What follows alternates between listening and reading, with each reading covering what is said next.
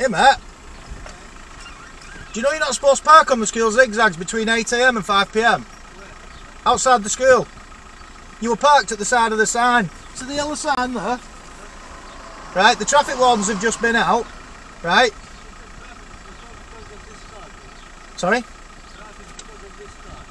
Traffic because of the lorry?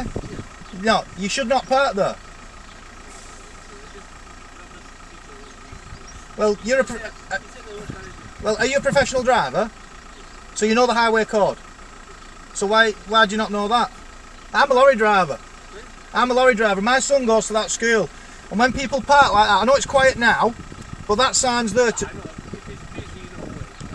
Yeah, but it doesn't matter if it's busy or not. It's a rule. You shouldn't do it. Right? It's there to protect the children.